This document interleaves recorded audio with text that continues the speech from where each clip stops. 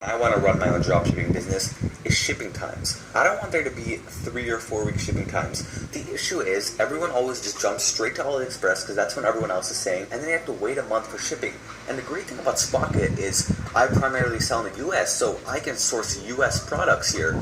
That's what I'm looking for in a dropshipping supplier, and I don't want to look for suppliers that have a long shipping time. So here's like the admin dashboard, or what you're going to see inside of Spocket.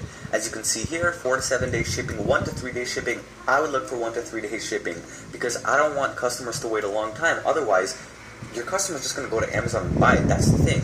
To compete, to actually do drop shipping now, you have to have fast shipping times, and that's the main difference for some reason people aren't understanding. So please make sure when you're sourcing your products, look for that 1 to 3 day shipping time, and that's why I like what Spocket provides and not some other platforms that I'll talk about in a little bit. What's also great about Spocket is they have great customer support, and another very important thing is they have neutral packaging. I'm going to show a picture of what their packaging looks like on the screen right now. If you've ordered anything from AliExpress, hopefully you know that the packaging isn't, to say the least, it doesn't convey what your brand is about. It doesn't convey that you are a reliable source, you're a reliable store, and that people should buy from you. So those are the main things I like about Spocket. Let's go ahead and move on to Overlow. Now the thing to understand about Overlow is it basically just connects AliExpress to your store. That's what people use it for, right? So I have a lot of issues with using AliExpress for dropshipping nowadays, which I'll talk about when I get to AliExpress, but just in terms of connecting AliExpress to your store, it's a pretty solid option. I mean, there's a free plan. Let's go to the pricing and I'll show you. There's the starter free plan. That's what I used when I was starting because I didn't want to pay upfront for anything. I was like, okay, if I'm going to get a sale and if my business starts to scale up, then maybe I'll pay for Overlow. But, you know, they have that free plan, which is great.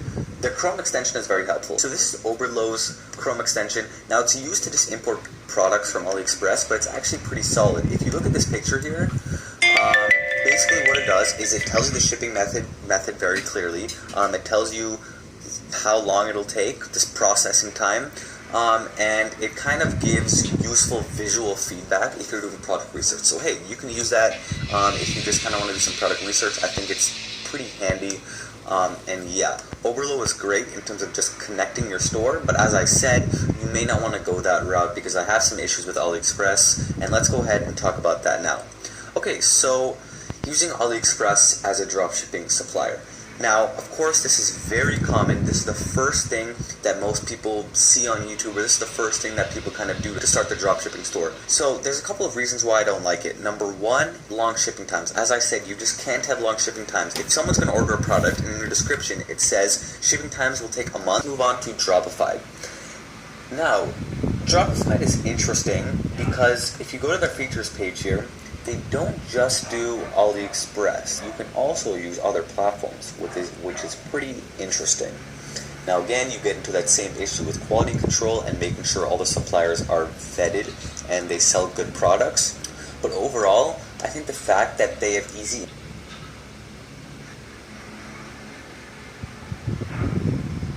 integration with other platforms is good. Now you also have to think about if you're going to sell a product from eBay, more people are educated about eBay, which means if you do a quick search on eBay and the exact same product is there with the exact same pictures, it's very possible that you get exposed. So that's again another issue, and that's another issue with dropshipping, which is if you're trying to build a long-term business, it's difficult to do it with things like these because it's so easy to just get exposed. All someone has to do is tweet your business account or comment on your Instagram and say, I found the same product on eBay, and that's kind of it for you, right? So that's kind of another issue. Now, that's not Dropify's fault. I'm just kind of ranting about the nature of dropshipping at this point. Now, in terms of just the Dropify plugin, they have a great service.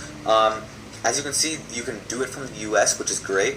They basically connect you to the supplier, okay? And if you want someone to do that and you're using eBay, then Dropify is probably the thing for you. The only issue is the pricing. As I said, you don't want to spend a lot of money up front on this. $47 a month just to get started is pretty steep. In fact, if you just want to try this out and start your 14-day free trial, you can't even do it without entering your credit card. Other than that, it's good. Hey guys, I was editing this video a couple of days later and I just wanted to add something. Please do your due diligence while researching each of these platforms. They each do different things and you need to understand what each of them do. So please look into it and find what the best platform is for you. Spocket also sent me their blog, which I thought was pretty cool because it actually details some case studies of how people have actually made money. Like this guy who made almost $200,000, this entrepreneur who made over $400,000.